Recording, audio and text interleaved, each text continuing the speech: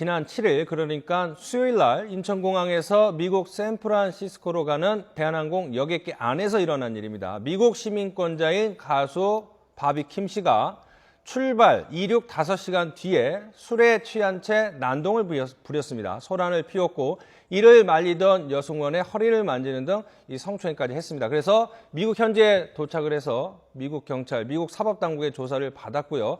우리나라로 돌아오더라도 또 다른 처벌을 받을 수도 있어 보인다는 그런 내용입니다.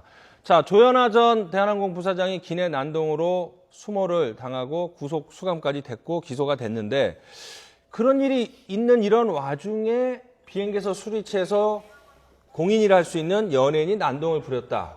이해하기가 상당히 힘든 심리 상태인데 일단은 평 원장님 어떻게 봐야 될까요? 제 생각에는 뭐 두 가지 정도일 수 있을 것 같은데요.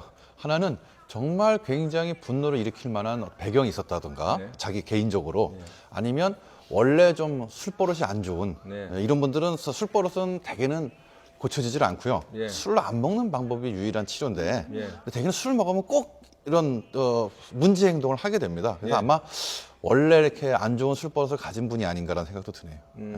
일단은 그 목격자들 증언에 따르면은 술에 취했지만 상당히 화가 나 있던 상태였기 때문에 표 원장님이 말씀하신 것처럼 개인적으로 안 좋아하는 일이 술에 취해서 폭발이 된 건지 아니면 원래 술버릇이 안 좋은 건지 뭐 그 전에 뭐 바비킴 씨가 술에 취해서 소란을 피웠다 뭐 입건됐다 이런 기사는 난 적이 없기 때문에 뭐 알 수는 없지만 미국에 가서 처벌을 받게 될 수밖에 없는 상황인가요? 아니요, 미국에서도 처벌을 받을 수도 있고, 제가 리포트에서 얘기한 것처럼 그쪽에서 처벌이 원활하게 이루어지지 않을 경우에는 우리 쪽에서 처벌을 받을 수도 있고요, 당연히. 근데 무엇보다 궁금한 거는 지금 여기 알려진 바로는 비행기 출발한 지 5시간 정도가 지났을 때 이렇게 난동을 부리기 시작했다는 얘기는 기내에서 계속 음주를 하고 있었다는 그런 얘기밖에 되지 않거든요.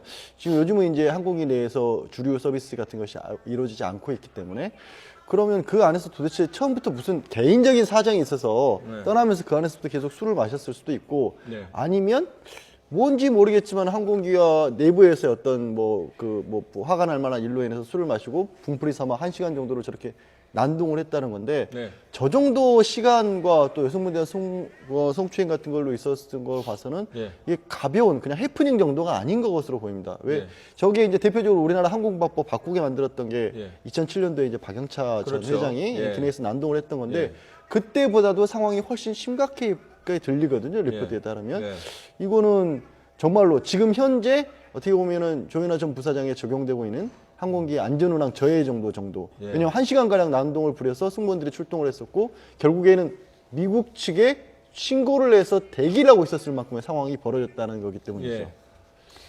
결국 이제 이게 만약에 기내에서 그 술을 서비스를 안 했다라고 하면 그런데 지금 술 취해서 저와 같은 거 난동까지 갔다고 한다면 그 탑승 이전부터 사실 그 음주 상태가 있었을 가능성이 있지 않는가 뭐 그런 추정도 가능하고요.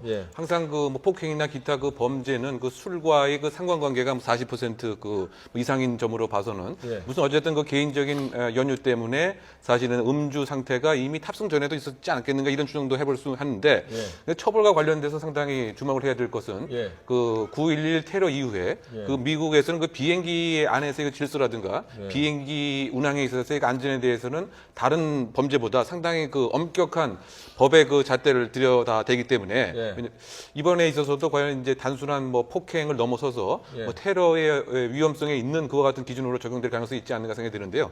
어쨌든 지금 그 이 공적 인물에 해당되는